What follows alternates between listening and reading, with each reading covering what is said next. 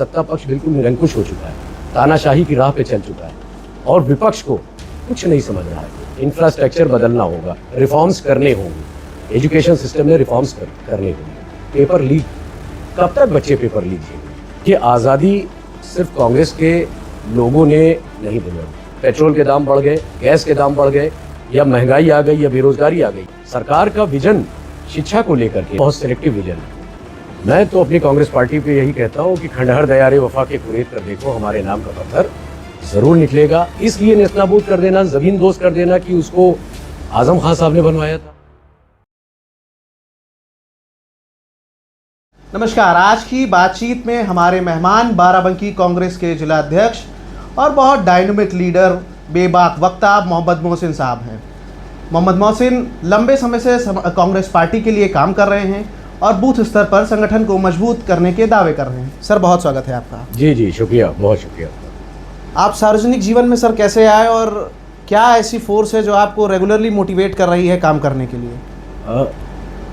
देखिए, सार्वजनिक जीवन में मैं कैसे आया, मैं अपनी स्टूडेंट लाइफ से ही, छात्र जीवन से ही मैं सोशल इश्यूज़ को लेकर के हमेशा अपनी बात को रखता रहा हूँ। मैंने अलीगढ़ मुस्लिम यूनिवर्सिटी से अपनी एजुकेशन ली है और वहाँ पे जो भी छात्रों से जुड़े मुद्दे हुआ करते थे, हम लोग उसके लिए अपनी बात रखा करते थे, एजुटेशन किया करते थे और बढ़ चढ़ करके उनमें हिस्सा लिया करते थे। रही बात पब्लिक पॉलिटिक्स में आने की, तो ये मुझे विरासत में मिली। आज़ादी के बाद से मेरे बाप दादा, मेरे चाचा गांव के प्रधान रहे और उसके बाद मेरे पिताजी खुद ज़िला पंचायत के सदस्य रहे और ज़िला पंचायत के उपाध्यक्ष भी रहे, बाराबंकी ज़िला पंचायत के उपाध्यक्ष भी रहे। उसी के बाद मैंने भी ज़िला पंचायत सदस्य का चुनाव लड़ा और मैं जीत करके आया। तो इंस्पिरेशन की जहाँ तक बात है, तो मुझे अपने परिवार से इंस्पिरेशन मिली।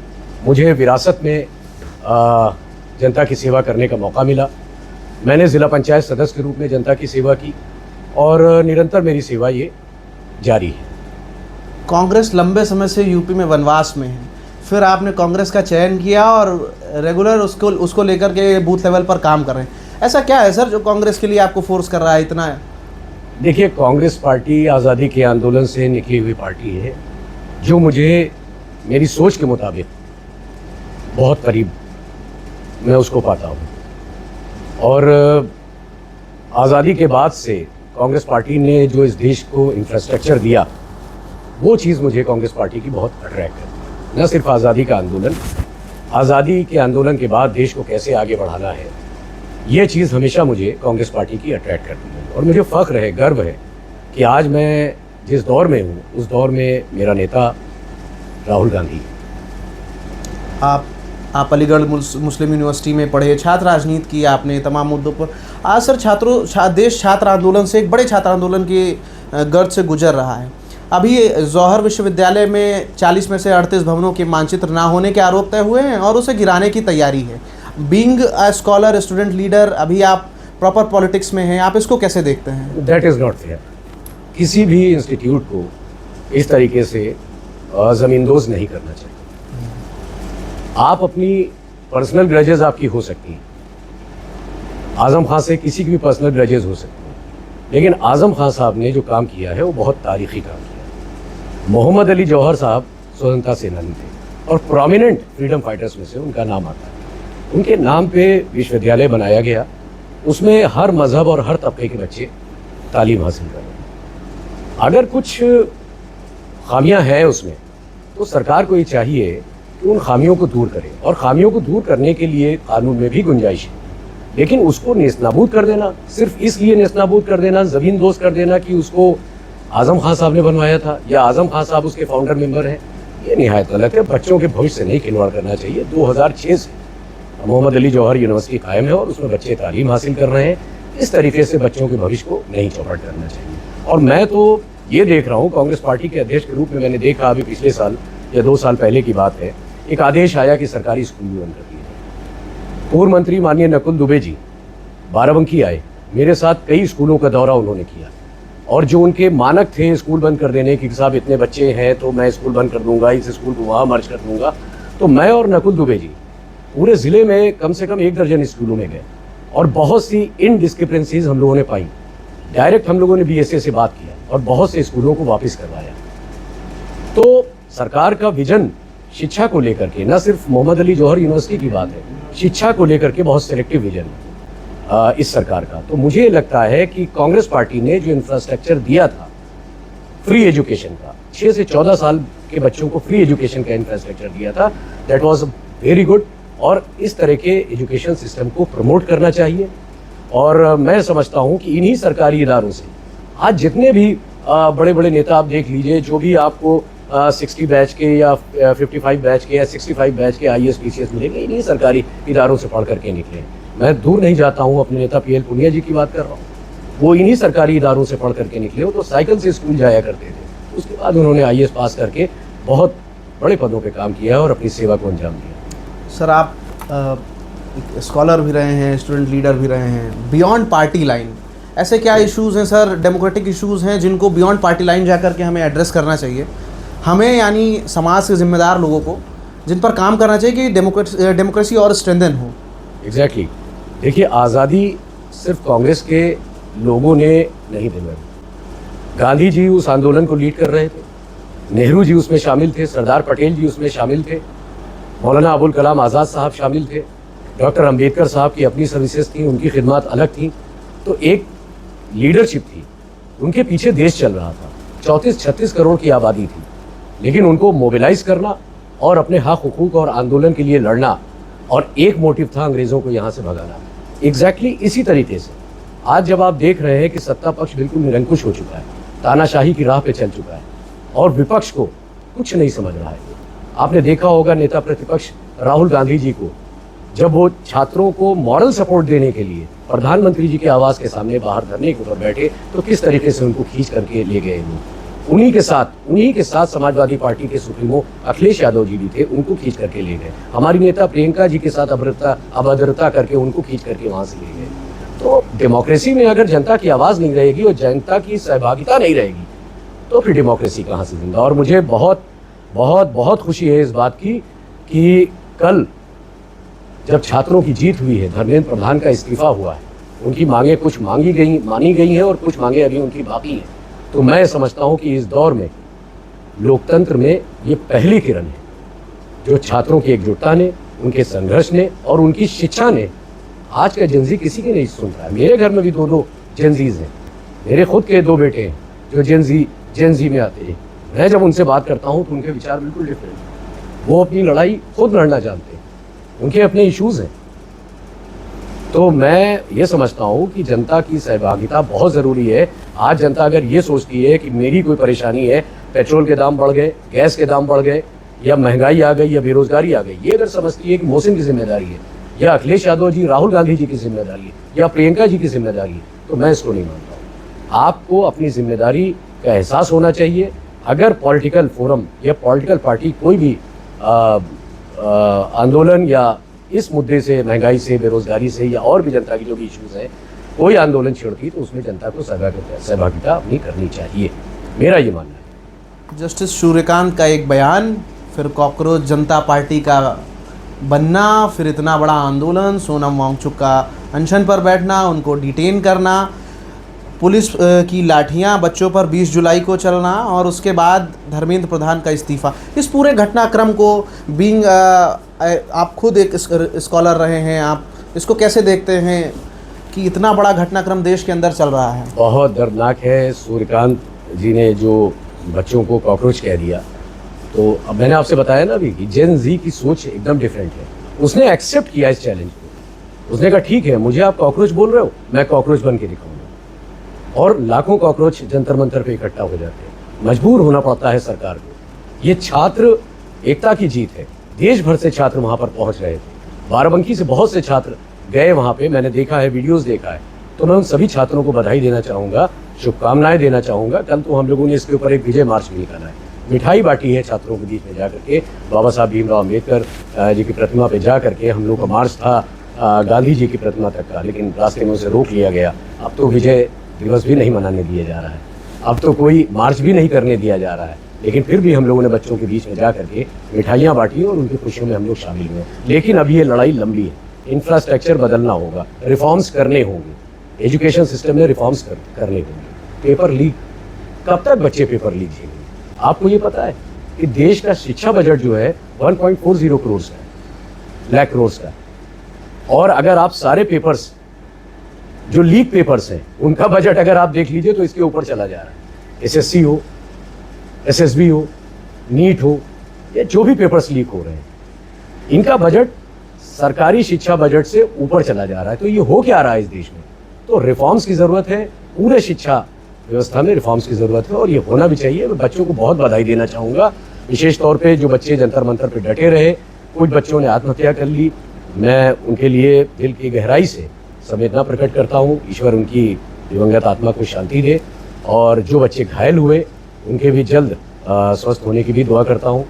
और बहरहाल बच्चों ने कामयाबी हासिल की, उनके लिए बहुत बहुत शुभकामनाएं और बधाई। सर, आपको नहीं लगता कि सीजेपी का फॉर्मेशन और इतना बड़ा आंदोलन देश के अंदर हो जाना एक कलेक्टिव फेल्योर है आज की लीडरशिप का, कि हम उन बच्चों के इश्यूज़ को एड्रेस नहीं कर पाए, तभी इतना बड़ा आंदोलन हुआ और हमको वहाँ एग्जैक्टली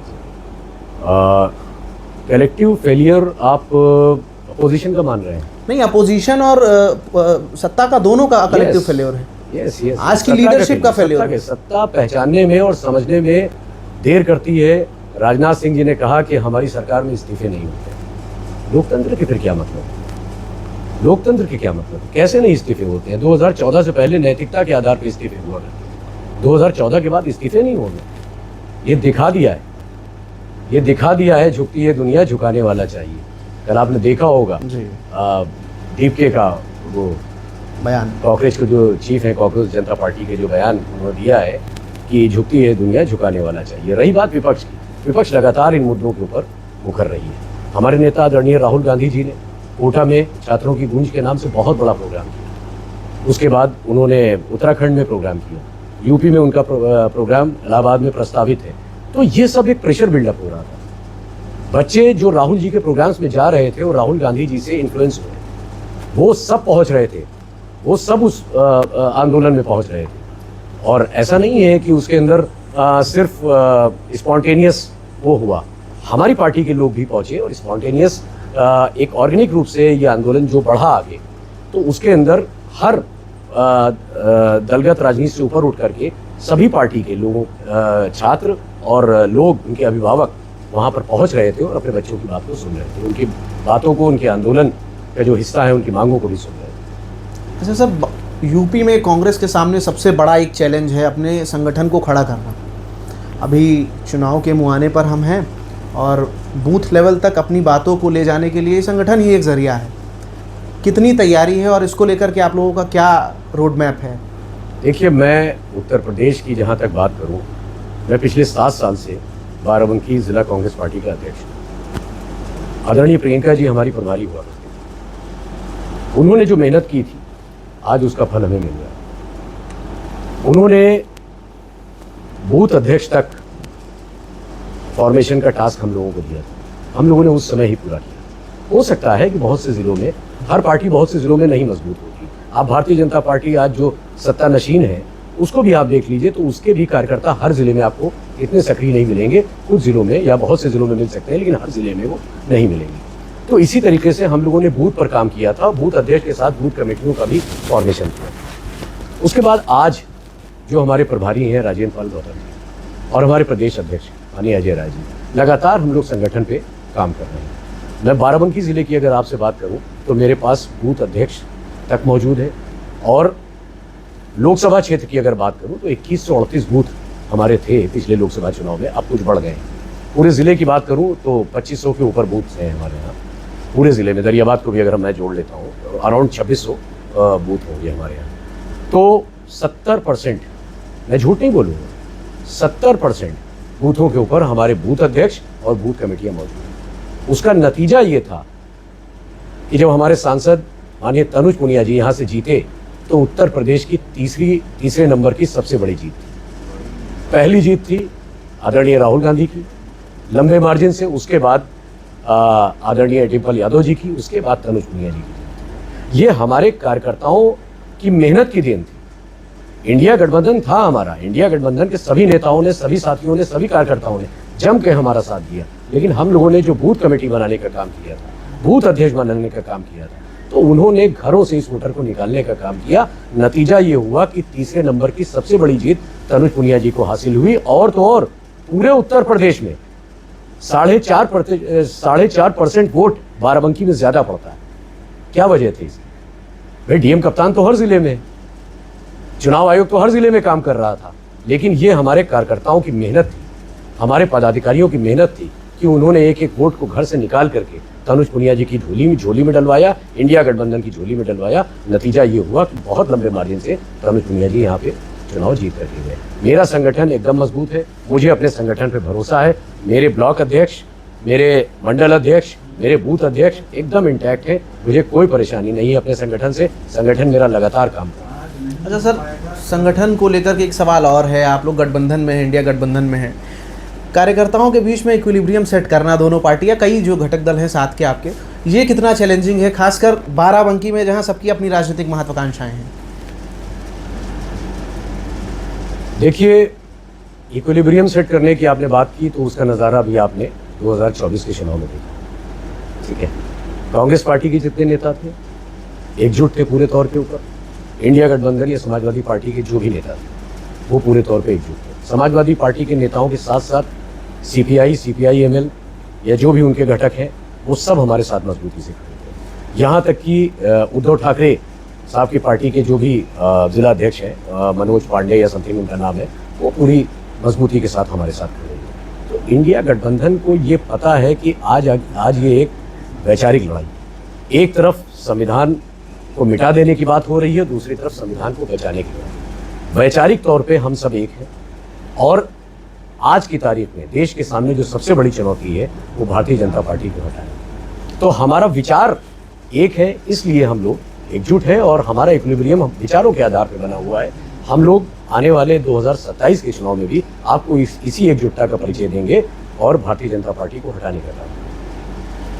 सर, मैंने देखा आप जिलाध्यक्ष जरूर हैं, रामनगर, खासा बाराबंकी में रामनगर विधानसभा, उसको लेकर के आपकी तैयारी है। Exactly. क्या इश्यूज हैं रामनगर में जो आप देख पा रहे हैं? आप रेगुलर जा रहे हैं, क्या इश्यूज हैं, लोकल इश्यूज क्या हैं जो आप लोग एड्रेस कर रहे हैं आपको? और वहाँ भी गठबंधन का ही प्रत्याशी, गठबंधन की ही सरकार है। देखिए, रामनगर विधानसभा सीट से कोई पहली बार मैंने नहीं दावा किया है चुनाव लड़ने का। ये दावा मेरा 2012 से कायम है। 2012 में मेरा टिकट हुआ था, आदरणीय राहुल गांधी जी ने उस टिकट का ऐलान किया था। लेकिन कुछ पार्टी की इंटरनल सेटिंग्स होती हैं, फाइनली ये डिसाइड हुआ कि मुझे कुर्सी से नामांकन करना है। कुर्सी 2012 में पहली बार मेरे राजनीतिक जीवन में सीट सामान्य हुई थी, उससे पहले वो रिजर्व हुआ। मेरी तैयारी वहाँ की नहीं थी, मैंने अपने शीर्ष नेतृत्व से मना कर दिया। मैंने कहा देखिए मेरी तैयारी वहाँ की नहीं है और मुझे लगता है कि जितने वोट पा करके मैं जिला पंचायत सदस्य बनता हूँ शायद उतने वोट भी ना पा पाऊँ। इसलिए नैतिकता के आधार पर मैंने चुनाव लड़ने से मना कर दिया। मैंने कहा कोई बात नहीं, मैं पार्टी मुझे टिकट आज नहीं दे पा रही है रामनगर, मैं कोशिश करता रहूँगा, मेहनत करता रहूँगा, आज नहीं तो कल कभी तो पार्टी कंसिडर करेगी। तो मैं लगातार रामनगर आता जाता रहता हूँ और रामनगर में हमारा संगठन बहुत मजबूत है। और ये बात भी आपकी सही है कि वहाँ से इंडिया गठबंधन के तौर पे अगर देखिए तो समाजवादी पार्टी के विधायक हैं, फरीद महफूज खिलजी साहब हैं, विधायक वहाँ से वो, और 200 समथिंग वोट से वहाँ पे वो जीते थे। इस पे मेरी कोई टिप्पणी नहीं है कि उनका कार्यकाल क्या रहा, कैसा रहा, इस पे मैं नहीं जाना चाहता हूँ। लेकिन मैं अपनी कैपेसिटी में, कांग्रेस पार्टी की कैपेसिटी में, मैं वहाँ से टिकट मांग रहा हूँ। मेरा गठबंधन है समाजवादी पार्टी के साथ जो कि इंटैक्ट है। अभी आपने देखा होगा आदरणीय राहुल गांधी जी और आदरणीय अखिलेश यादव जी साथ में छात्रों की लड़ाई लड़ते हुए आपको दिल्ली में दिखे। मेरा गठबंधन इंटैक्ट है। मैं समझता हूँ कि अगर कांग्रेस पार्टी अपने कैंडिडेट के रूप में, इंडिया गठबंधन के संयुक्त प्रत्याशी के रूप में मुझे मौका वहाँ से देती है, टिकट मांगना तो कोई गुनाह नहीं है। मैं टिकट मांग रहा हूँ। मुझे लगता है कि अगर आदरणीय राहुल गांधी जी को और आदरणीय अखिलेश यादव जी को ठीक लगेगा तो मेरा भी संघर्ष बहुत लंबा है, मुझे इस बार मौका मिलेगा और मैं वहाँ पर जनता के बीच में जाऊँगा और चुनाव लड़ूंगा और जीत के भी दिखाऊंगा। रामनगर को लेकर के, पर्टिकुलरली रामनगर को Yes, लेकर के क्या विजन है आपके पास? क्या तैयारियां हैं युवाओं के लिए, खासकर क्या अवसर है? देखिए, रामनगर एक ऐसी सीट है जहाँ पे अभी आपने जिक्र किया बुड़वल शुगर मिल का, दैट इज बुड़वल शुगर मिल, मैं क्या कहूँ, that is become a umbrella vision. आप किसी से भी पूछिएगा कि भाई रामनगर की समस्या बताइए, आप जाइए 2 दर्जन 3 दर्जन उम्मीदवार वहाँ से चुनाव लड़ रहे हैं, हर आदमी एक अम्ब्रेला विजन के तहत बता देगा साहब बुड़वल शुगर मिल बंद है, उसको मैं चालू करवाऊंगा। कैसे चालू करवाऊंगा? 17 के चुनाव में जब भारतीय जनता पार्टी का उम्मीदवार वहां से जीता था, तो उससे पहले योगी जी ने कहा था कि धुआं निकलने में देरी नहीं है, चुनाव जीतते ही इनके धुआं निकलने लगे। 17 से 27 आ रहा है, धुआं निकला। तो इसी तरह से भारतीय जनता पार्टी के लोग उल्टे सीधे वादे कर लेते हैं और उन वादों को कभी पूरा नहीं करते हैं, जबकि उनकी सरकार है, वो चाहते तो पिछले 12 सालों में 10 सालों में ये काम वो कर सकते। Apart from Budhwal sugar mill, Ramnagar के बहुत से इशू, कैसरगंज की तरफ का जो इलाका है जो रामनगर विधानसभा में लगता है, 50 से 60 हज़ार की आबादी है। खुज्जी से कैसरगंज की तरफ जब घाघरा नदी पे ओवरब्रिज बनेगा तो उस आबादी का मसला हल हो जाएगा। उसको बाराबंकी आने के लिए या बाराबंकी वालों को उधर जाने के लिए बहुत लंबा सफर तय करना पड़ता है। महादेवा से हेतमापुर तक का सड़क चौड़ीकरण बहुत ज़रूरी, बहुत आवश्यक है। केसरीपुर के ऊपर रेलवे क्रॉसिंग का ओवरब्रिज बनना चाहिए। रामनगर से फतेहपुर जाने वाली रोड के ऊपर ओवरब्रिज बनना चाहिए। शिक्षा के क्षेत्र में अगर रामनगर पे आप बात करेंगे तो रामनगर डिग्री कॉलेज ज़रूर है वहाँ पर, लेकिन मेरा मानना ये है कि बहुत पिछड़ा हुआ क्षेत्र है। वहाँ पे बालिकाओं का एक इंटर कॉलेज होना चाहिए, एक नहीं बल्कि 2 इंटर कॉलेज होने चाहिए। युवाओं को के लिए मुझे लगता है कि ITI जैसे ट्रेनिंग इंस्टीट्यूट्स वहाँ पे कायम करने चाहिए। नौकरियाँ हम देंगे, हमारी सरकार आज नहीं तो कल आएगी। बच्चों को पढ़ने से कतई नहीं महरूम करना चाहिए, बच्चों को पढ़ने के लिए प्रमोट करना चाहिए। ये समय हमेशा नहीं रहेगा। हम ITI इंस्टीट्यूट्स स्थापित करेंगे। वहाँ की CSC PSC के जब मैं हाल देखता हूँ तो दर्द से करा होता हूँ, बहुत बुरा हाल है। लोग नहीं जाते हैं उसको देखने के लिए। मैं गया हूँ अक्सर वहाँ की CSC PSC का हाल देखने के लिए। मेरे दिमाग में एक विजन है रामनगर को लेकर के। मेरे हाथ में आने तो 2 निज़ामे चमन, खुली हवा में परिंदे भी मुस्कुराए। अच्छा, आपका सांसद है, गठबंधन के तमाम विधायक हैं, रामनगर को लेकर के आपके पास क्या ऐसा काम है जो आप रामनगर में लोगों के बीच जाएंगे, उनको दिखाएंगे, बोलेंगे कि हाँ ये मेरा विज़न है और ये काम हमने किया है? देखिए, रामनगर की जनता के लिए मेरा पूरा समर्पण रहेगा। मैं खुद एक जनप्रतिनिधि रहा हूँ और मैं ये जानता हूँ कि जनता की ज़्यादातर समस्याएं, 80% जनता की समस्याएं ब्लॉक से संबंधित होती हैं, तहसील से संबंधित होती हैं, थानों से संबंधित होती हैं। मैं खुद एक ज़िला पंचायत सदस्य रहा हूँ, मैं अच्छी तरीके से उनकी मनोदशा को जानता हूँ। लोग बड़े बड़े वादे तो कर लेते हैं। मैं रामनगर के लोगों को ये भरोसा दिलाना चाहता हूँ कि आपकी हर समस्या के ऊपर मैं खड़ा रहूँगा, और ये मैं सिर्फ कह नहीं रहा हूँ, ये मैं करके दिखाऊँगा। मैंने अपने ज़िला पंचायत कार्यकाल में ये काम किया है। थाने से लेकर के ब्लॉक तक, ब्लॉक से लेकर के तहसील तक 80% लोगों की समस्याएं होती हैं। उनको रेगुलर वहाँ पर बैठूंगा और उनको हल करके उन समस्याओं को, जनता के बीच रह करके उन समस्याओं को दिखाऊंगा। रही बात काम क्या है मेरे पास, हमारे नेता आदरणीय PL पुनिया जी सांसद थे 2009 से लेकर के 2014 तक। 54 किलोमीटर बाढ़ ग्रसित क्षेत्र कहलाता है रामनगर। 54 किलोमीटर बंधे का निर्माण वहाँ पर उन्होंने करवाया। बहुत बड़े बजट का काम था और ये सिर्फ उन्हीं का कैलिबर था जो काम ये हो सकता था। उससे पहले हमारे विधायक वहाँ पर रहे हैं, ठाकुर गजेंद्र सिंह जी, उन्होंने बहुत नुमाया काम किए। तो हमारे पास जब जब मौका मिला है कांग्रेस पार्टी को, कांग्रेस पार्टी ने विकास के कार्य करके दिखाए हैं और आगे भी कांग्रेस पार्टी विकास के कार्य करके दिखाएगी। बाराबंकी कांग्रेस के अध्यक्ष हैं आप। बाराबंकी कांग्रेस पे हमेशा से एक टैग लगता है कि फैमिली पॉलिटिक्स और डायनेस्टी पॉलिटिक्स का। आप इसको कैसे टैकल आउट करते हैं कि एक परिवार है जो कांग्रेस पार्टी को बाराबंकी में ऑपरेट कर रहा है, चला रहा है? हाँ, ये इल्ज़ाम अक्सर लगते रहते हैं। पहले भी इल्ज़ाम लगते थे और आज भी इल्ज़ाम लगते हैं। ऑपरेट कर रहा है, चला रहा है, ऐसा कुछ नहीं है। अगर वो ऑपरेट कर रहे हैं तो मैं क्या कर रहा हूँ, फिर मैं अध्यक्ष किस बात का हूँ? ऐसा कुछ नहीं है। देखिए, एक सामंजस्य होता है नेता के बीच में और संगठन के बीच में, एक सामंजस्य होता है।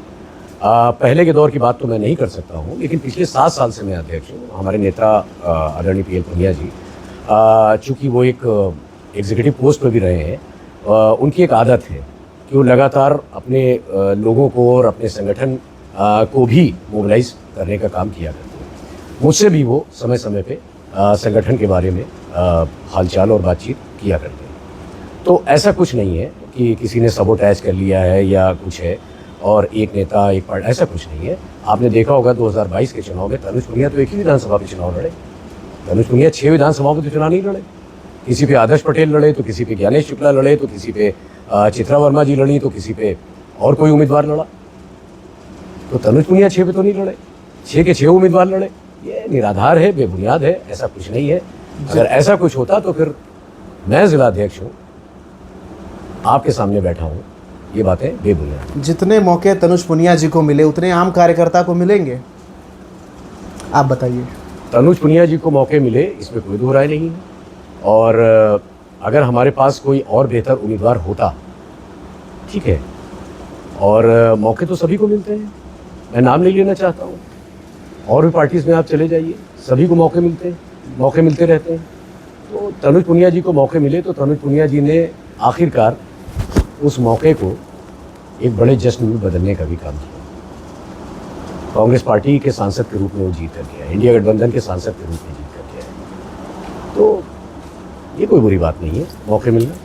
आप स्टूडेंट लीडर भी रहे हैं, अपने छात्र राजनीति के समय से ही सक्रिय रहे हैं। आज पूरे प्रदेश के अंदर छात्र संघों पर बैन है, कहीं चुनाव नहीं हो रहे हैं। बीइंग एक्स स्टूडेंट लीडर और अभी आप विपक्ष में हैं, इसको कैसे देखते हैं कि छात्र आंदोलनों को या स्टूडेंट यूनियंस को कमज़ोर किया जा रहा है, ख़त्म किया जा रहा है? इनकलाबो इनकलाबो इनकलाबो इनकलाब, उम्मीद इनकलाब जिंदाबाद, इसको तो जिंदाबाद कहना चाहिए। देखिए, मैं खुद छात्र जीवन से यूनियन की राजनीति से जुड़ा रहा हूँ और मैंने आपको बताया कि मैं अलीगढ़ विश्वविद्यालय में मैं इलेक्शन तो नहीं लड़ा, बट मुझे वहाँ पे छात्र राजनीति करने का मौका मिला। बहुत अच्छे माहौल में वहाँ पे इलेक्शंस हुआ करते थे और मैंने एलयू के इलेक्शंस भी देखे हैं। तो बात अलग है कि बच्चे हैं, भटक जाते हैं, थोड़ा सा कुछ गलत लोग भी उसके अंदर आ जाते हैं, बट ये बहुत ज़रूरी है, ये बहुत ज़रूरी है। जेएनयू में आप इलेक्शन देखते हैं, अभी आपने देखा होगा कि जब जंतर मंतर पे धरना चल रहा था तो उसमें एसएफआई हो, आइसा हो, हमारे लोग हों, हमारे एनएसआई के लोग हों, यूथ कांग्रेस के लोग हों, ये सारे लोग वहाँ पर जुटे हुए थे। ये यूनिवर्सिटीज़ के जो यूनियन के इलेक्शंस हैं, ये ज़रूर होने चाहिए।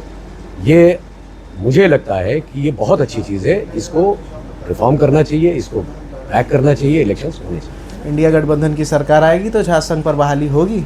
एग्जैक्टली होगी, एग्जैक्टली होगी, 100% बहाली होगी। इंडिया गठबंधन की सरकार आएगी तो यूनियन के इलेक्शंस की बहाली होगी, मेरा मानना है। स्पेसिफिकली बाराबंकी में जनेस्मा डिग्री कॉलेज है, यस है, तो उसको लेकर के क्या विजन है? बहाली सब जगह होगी तो यहाँ पर भी होगी। ऐसा तो है नहीं कि अगर लखनऊ विश्वविद्यालय में होती है तो जनेस्मा में नहीं होगी, और होनी चाहिए, मेरा ये मानना है। और मैं जहाँ तक अपने नेता आदरणीय राहुल गांधी जी को जानता हूँ, वो इसको करके रहे। साहब, इसको क्लोज करते हुए कुछ लास्ट सवाल हैं सर।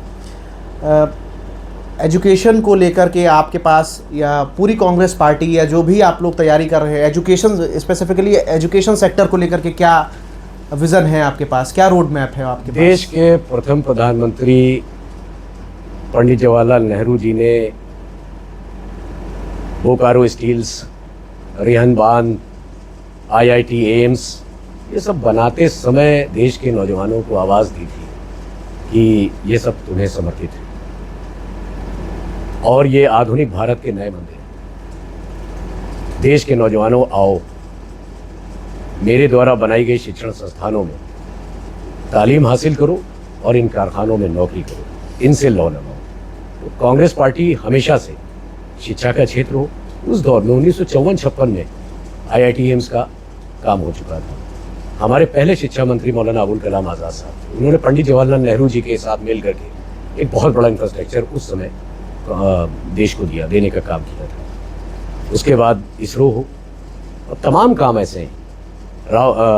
राजीव गांधी जी के ज़माने में कंप्यूटर आया, तमाम काम ऐसे हैं जो कांग्रेस पार्टी ने छात्रों को समर्पित किया। आप अगर किसानों की बात कर रहे हैं तो उस पर भी मैं आपको बता दूं, देश जब आज़ाद हुआ तो भूमिहीनों को पट्टा दिया गया, लोगों के पास ज़मीनें नहीं थी। आज वो पट्टा उनके पास कायम है, आज उसके ऊपर वो खेती कर रहे हैं। हरित क्रांति कांग्रेस पार्टी लेकर के आई, श्वेत क्रांति कांग्रेस पार्टी लेकर के आई, जय जवान जय किसान का नारा कांग्रेस पार्टी ने दिया, बैंकों का राष्ट्रीयकरण कांग्रेस पार्टी ने किया। ये किसानों को समर्पित काम है। उसके बाद मनमोहन सिंह जी की जब यूपीए 1 की सरकार थी तो 72,000 करोड़ रुपए किसानों का कर्जा माफ किया। आज किसान खाद के लिए दर दर भटक रहे हैं। आज आप अमेरिका से संधि कर लोगे, किसानों के देश के किसानों के हित को गिरवी रख दोगे, ये नहीं चलने वाला। उस दौर में भी अमेरिका का दबाव हुआ करता था। पूर्व प्रधानमंत्री इंदिरा गांधी जी कभी नहीं दबी, अमेरिका के दबाव में कभी नहीं आई। उन्होंने भारत के किसानों से कभी समझौता, भारत के किसानों के मुद्दे को लेकर के कभी अमेरिका से समझौता नहीं किया। बहुत दबाव पड़ा था उस दौर में, बहुत दबाव था। आज क्या ऐसा दबाव है? तो मैं समझता हूँ कि कांग्रेस पार्टी ही असली पार्टी है जो इस देश को एक बेहतर भविष्य और एक अच्छी तरक्की दे सकती है। एजुकेशन हो तो, किसानों के मामलात हो तो, और भी जो भी इश्यूज़ है तरक्की के, कांग्रेस पार्टी ही बेहतर विजन दे सकती है। कोई एक शेर या शायरी जो अंतिम में आप कहना चाहें?